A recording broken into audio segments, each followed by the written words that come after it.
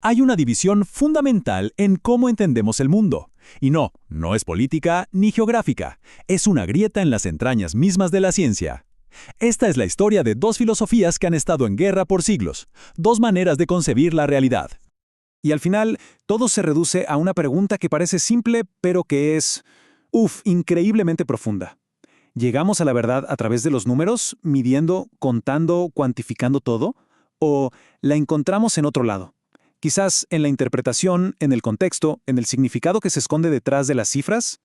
Y que no se piense que esto es una discusión académica de pasillo. Para nada. Es un conflicto intelectual que lo ha moldeado absolutamente todo, desde cómo entendemos un átomo hasta cómo estudiamos nuestras propias sociedades. Es en el fondo la historia de dos formas de ver, dos formas de conocer. Bueno, para entender de dónde viene toda esta rivalidad, tenemos que viajar bastante en el tiempo.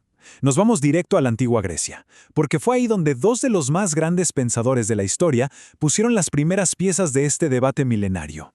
Imagínense un ring de boxeo. En una esquina, Platón. Para él, este mundo que vemos y tocamos es solo una sombra, una copia imperfecta de un universo ideal, uno que se rige por formas matemáticas puras.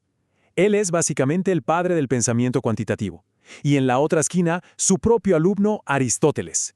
Y él le responde, momento, la realidad no está en un plano abstracto, está aquí, en lo que podemos tocar y observar. Su gran arma es la experiencia directa, que es el pilar del pensamiento cualitativo.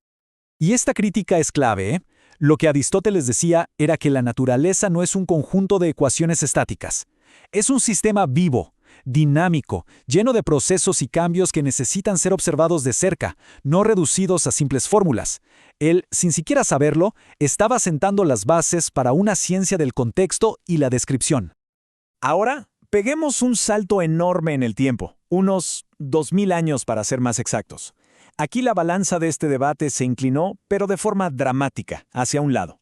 Durante la Revolución Científica, la visión matemática del mundo no solo ganó, sino que alcanzó un dominio casi total. Lo fascinante es ver la velocidad con la que pasó todo. Esto arranca en 1277, con un cambio teológico que parece menor, que la Iglesia admite el cero y el vacío. Pero eso abrió la puerta a todo. Muy rápido, pensadores como Bacon y Descartes prepararon el terreno, hasta que llegó Isaac Newton y lo consolidó todo. De repente, el universo era como un gran mecanismo de relojería, predecible y, lo más importante, medible. El paradigma cuantitativo se había convertido en la definición de ciencia. La idea era súper simple. Si algo existe, se puede medir. La objetividad, la cuantificación, el dividir el mundo en partes para analizarlo, todo eso se convirtió en el estándar de oro. Y el enfoque de Aristóteles, quedó relegado a un segundo plano, casi como algo no científico. Pero, como sabemos, ninguna hegemonía dura para siempre. Y lo más irónico es que fue la física, la disciplina que más se había beneficiado del paradigma de Newton, la que empezó a encontrarle los límites. A principios del siglo XX, una serie de descubrimientos revolucionarios comenzaron a romper los cimientos de esa visión tan mecánica del mundo. Y fueron 4 ideas que, de verdad, movieron el piso. 4 golpes directos a la certeza. Primero, la relatividad. Nos dice que el tiempo y el espacio dependen de quién los observa. Segundo, el principio de incertidumbre. El simple acto de medir algo lo cambia. Y finalmente, la mecánica cuántica, con sus conceptos que ni siquiera se pueden observar de forma directa. De repente, ese gran reloj que era el universo, parecía que se había descompuesto. Entonces, el punto crucial es este. El observador, esa figura que la ciencia clásica había intentado eliminar por completo, estaba de vuelta en el centro de la ecuación. La idea de una objetividad pura, de un investigador separado de la realidad que estudia, se volvió insostenible. Y claro, esto le abrió la puerta de par en par a la vieja perspectiva cualitativa. Con los cimientos del viejo paradigma temblando, esa antigua rivalidad empezó a parecer un poco obsoleta. Quizás era hora de una alianza. Los investigadores empezaron a admitir que un enfoque puramente numérico tenía puntos ciegos, sobre todo al intentar entender algo tan complejo como una sociedad. Se empezaron a cuestionar 3 creencias que eran sagradas para el positivismo. Primero, la idea de que una teoría es un simple espejo de la realidad. Ahora se entendía que la teoría más bien le da forma a lo que vemos. Segundo, el mito de que la teoría y la práctica son 2 mundos separados. Y tercero, la creencia de que un investigador debe ser distante, cuando en realidad a veces la única forma de entender es involucrarse. Lo que nos lleva a la solución moderna. En lugar de elegir un arma, los investigadores aprendieron a usarlas ambas. A veces las usan por separado para tener dos informes, dos ángulos de la misma historia. Otras las triangulan.